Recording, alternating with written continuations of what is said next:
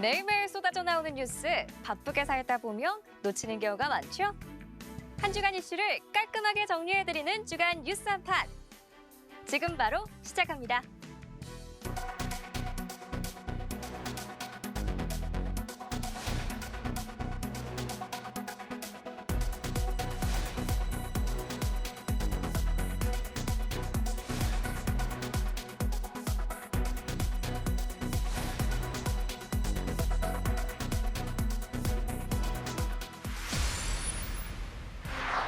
한일중 정상회의가 4년 5개월 만에 서울에서 개최됐습니다. 하지만 북한 문제에 대해서는 한일과 중국의 분명한 입장 차이가 확인됐는데요. 한일 정상은 북한 비핵화를 강조하면서 정찰위성 발사 시도를 한 목소리로 비판했지만 중국은 관련국 모두의 책임이 있다는 식으로 물타기를 시도했습니다. 한중일은 공동선언문에서 한반도와 동북아의 평화, 안정, 번영이 삼국의 공동이익이자 공동책임임을 재확인했다고 밝혔습니다. 하지만 영내 평화와 안정, 한반도 비핵화, 납치자 문제에 대한 입장을 각각 재강조했다며 입장 차이가 있었음을 명시했습니다. 실제로 한일중 정상의 공동기자회견에서는 북한 문제를 둘러싼 한국, 일본과 중국 사이의 간극이 분명히 드러났습니다. 윤석열 대통령의 북한 비핵화 강조에 기시다 후미오 일본 총리도 호응했습니다. 北朝鮮の非核化と朝鮮半島の安定が日中韓3カ国の共通利益である点を改めて確認しました. 하지만 리창 중국 총리는 북한 핵 문제와 정찰위성에 대해서는 전혀 언급하지 않고 한반도 문제의 정치적 해결 원칙만 재확인했습니다. 더 나아가 한반도 정세 긴장의 책임이 북한뿐 아니라 한국이나 미국 등 관련국에도 있다는 식으로 물타기를 시도했습니다. 我们也希望相关方保持克制，防止事态进一步复杂化. 이처럼 북한을 압박하는 한일과 북한을 감싸는 중국 간 입장차가 다시 부각됐지만 삼국 정상의 정례적 만남은 북한이 무모한 도발을 자제하도록 하는데 긍정적 영향을 미칠 거란 전망도 나옵니다. 연합뉴스TV 지성림입니다.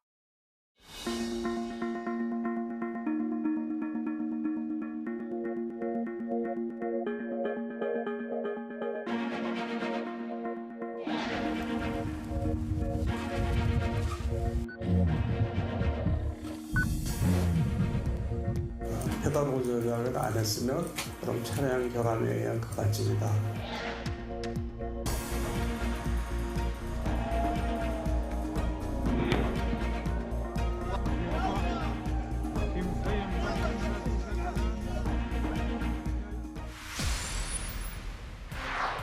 해병대원 특검 법안이 국회 재표결에서 부결돼 결국 최종 폐기됐습니다. 여당은 이제 공수처 수사를 지켜볼 때라고 했지만 야권은 22대 국회 개원 즉시 특검법을 재추진하겠다고 예고했습니다. 부결되었음을 선포합니다. 대통령이 거부권을 행사해 국회로 되돌아온 해병대원 특검법에 대해 본회의 재표결을 진행한 결과 법안은 최종 부결됐습니다. 의원 294명이 참여한 투표에서 가결 179표, 부결 111표가 나왔습니다. 4표는 무효표였습니다. 투표에 참여한 294명의 3분의 2인 196명 이상이 찬성해야 통과인데 이 정족수보다 찬성이 17표 모자란 겁니다. 대통령이 제의 요구권을 행사한 법안은 제적의원의 과반이 출석하고 출석의원 3분의 2 이상이 찬성해야 재의결됩니다. 특검법이 부결되자 야권 정당들은 곧장 규탄대회를 열고 집권 여당이 국민의 목소리를 철저하게 외면했다며 참담함을 표현했습니다. 그러면서 22대 국회가 개원하자마자 특검법을 재추진해 해병대원 사망 사건의 진상을 낱낱이 밝히겠다고 예고했습니다. 이번 해병대원 특검법 부결로 분명해진 것이 있습니다. 윤석열 대통령과 국민의힘이 바로 해병대원 수사 외압의 범인이라는 사실인 그것입니다. 해병대원 특검법을 민주당이 만든 정쟁용 악법으로 규정하며 이탈표 단속에 총력전을 펼쳤던 국민의힘은 안도의 한숨을 내쉬었습니다. 국민의힘은 표결 전 의총에서 정한 반대 당론에 의원들이 단일 대우로 함께했다고 평가하며 특검이 아닌 공수처의 수사가 먼저라는 입장을 거듭 강조했습니다.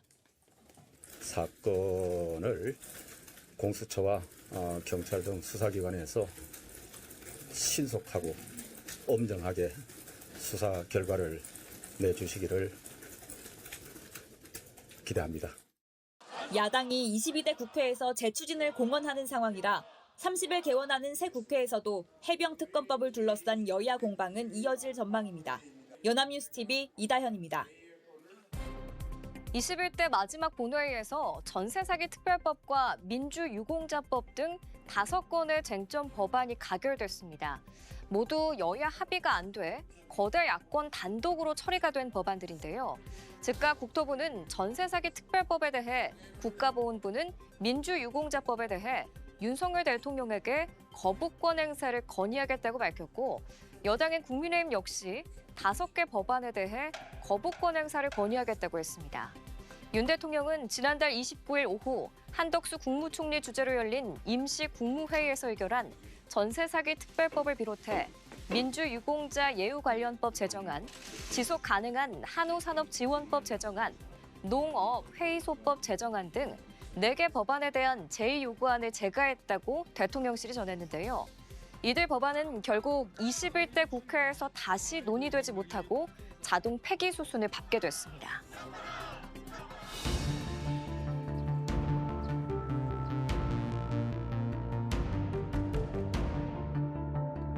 한 말씀 해주십시오. 군인권센터에서는 과학행위로 규정했는데 동의하시나요?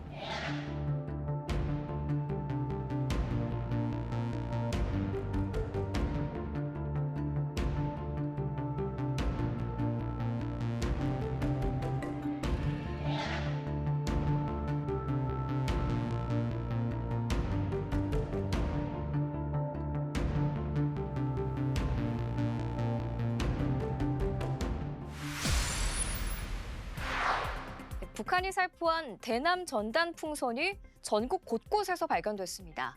접경 지역과 정부 서울청사 등 서울 도심 외에도 수백 킬로미터 떨어진 경남 거창에서까지 신고가 들어왔는데요. 한밤중에 발송된 재난 문자에 이어 풍선을 마주한 시민들은 놀란 가슴을 쓸어내렸습니다. 나무와 전봇대 사이에 걸린 하얀 풍선. 북한이 밤새 살포한 대남 풍선입니다. 대형 풍선 아래에는 20-30리터 크기의 투명한 비닐봉투 2개가 달렸습니다. 안에는 거름이나 폐 건전지, 신발 조각 등 각종 오물이 담겨있던 것으로 전해졌습니다. 바람을 따라 이동한 풍선은 전국 곳곳에서 발견됐습니다.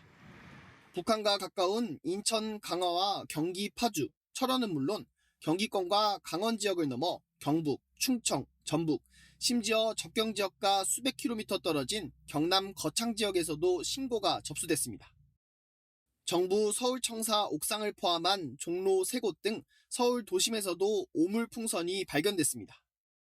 많이 놀랬죠. 저게 뭐 어디서 온 건지도 모르고 어제 방송으로다가 봄이 봤는데 여기 떨어질 줄은 상상도 하지 못했죠. 경북 영천에선 포도밭으로 떨어져 비닐하우스 일부가 파손됐습니다. 일부 풍선은 접근이 힘든 산속 등에 떨어졌을 가능성도 있어 전부 수거하는 데 시간이 꽤 소요될 전망입니다. 대남 풍선이 넘어왔다는 소식에 경기도와 강원도는 한밤중 일부 시군에 재난 문자를 발송했습니다. 특히 경기도 재난 문자의 경우 영문으로 공습 예비경보라고 적혀 있어 시민들은 놀란 가슴을 쓸어내려야 했습니다. 또 이제 저희는 외국말을 번역해서 이해하다 보니까 이게 약간 확대해서 할 여지가 있어서 조금 단번에 이해하기는 좀 어려운 부분이 있었습니다. 경기도 관계자는 행안부에서 외국인들도 내용을 알아야 하기 때문에 지난 서울 재난문자 오발령 사건 이후 시스템을 개선했다며 영문도 넣으라는 것은 행안부를 통해서 내려온 것이고 발령 시 영문도 함께 입력된다고 설명했습니다. 한편 군 당국과 각 자치단체는 대남 전단으로 보이거나 미상 물체를 식별하면 접촉하지 말고 가까운 군부대나 경찰에 신고를 당부했습니다. 연합뉴스TV 한웅입니다. 이번에 북한이 날린 대남 오물 풍선은 하루 단위로는 역대 가장 큰 규모입니다. 대변, 거름을 비롯한 각종 쓰레기를 담았다는 점이 가장 큰 특징인데요. 북한이 다량의 오물풍선을 남쪽으로 날린 건 2018년 초 이후 6년여 만입니다. 북한은 2016년 초 우리 군의 대북 확성기 방송 등을 문제 삼아 2년여 동안 연간 1,000개 이상의 오물풍선을 날린 바 있고 이번에는 최근 탈북민 단체의 대북전단 살포를 표면적인 이유로 내세우고 있는데요. 북한이 최고 지도자를 비난하는 대북전단 살포를 억제하는 동시에 이를 둘러싼 국내 여론을 분열시키기 위해 오물풍선으로 반격에 나섰다는 분석이 나오고 있습니다.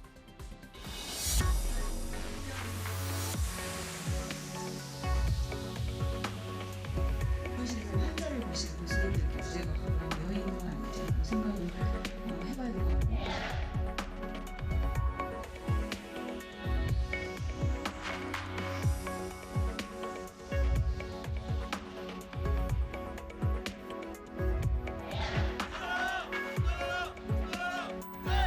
직원들의 지지 확산을 탄압하는 일반적인 수치가 아니고 모집하기를 지속적으로 진행하고 있습니다.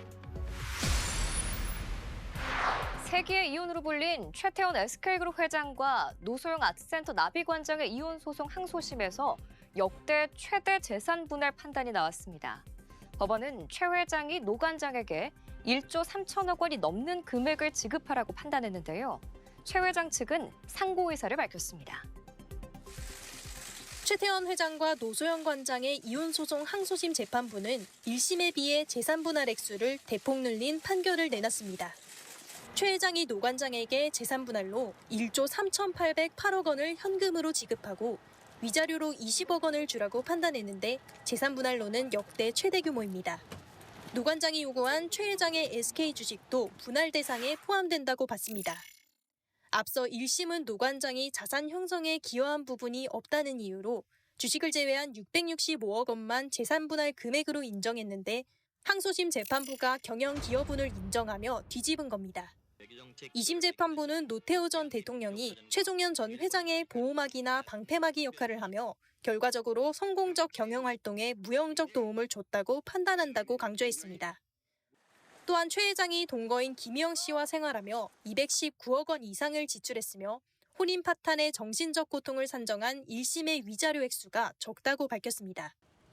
노 관장이 법정에 모습을 드러내지는 않은 가운데 노 관장의 대리인 측은 재판부에 감사하다는 입장을 밝혔습니다. 실체적 진실을 밝히느라고 애써주신 재판부한테 감사드리고 또 혼인의 순결과 일부 일처제주의에 대한 헌법적 가치를 깊게 고민해 주신 아주 훌륭한 판결이라고. 최 회장 측은 노 관장의 일방적 주장만을 인정한 편파적인 판결이라며 상고의 뜻을 밝혔습니다. 두 사람의 표정이 엇갈리는 가운데 세기의 이혼이라 불리는 이번 소송은 대법원에서 판가름이 날 전망입니다. 연합뉴스TV 김예린입니다.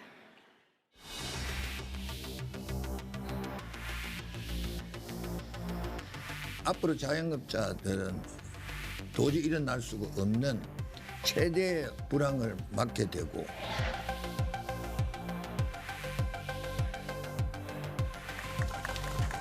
이 시점에 이제 드디어 사망 선고일을 선포해야 되는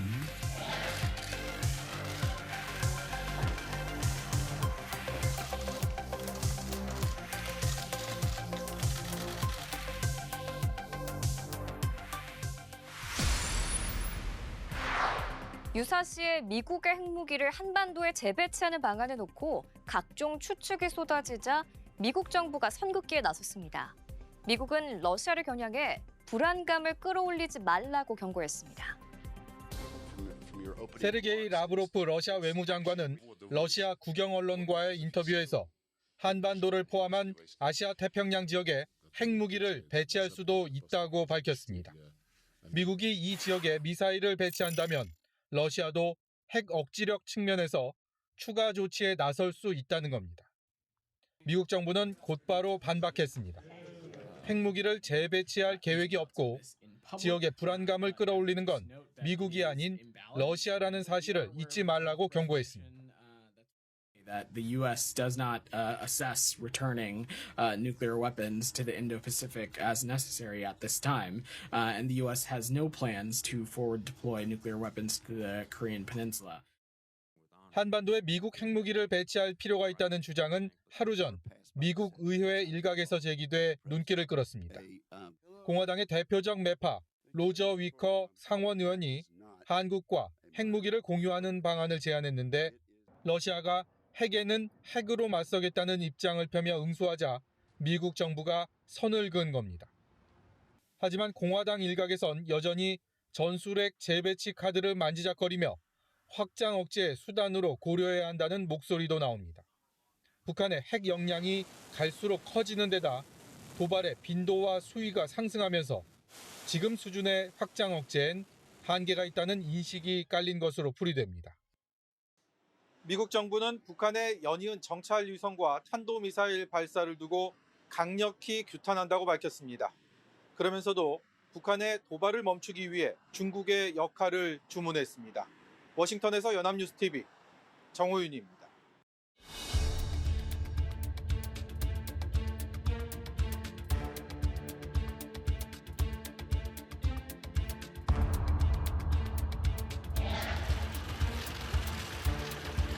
검찰 소닉 앞두고 따로 하실 말씀 없으세요? 끝나고 말씀드리겠습니다. 죄송합니다.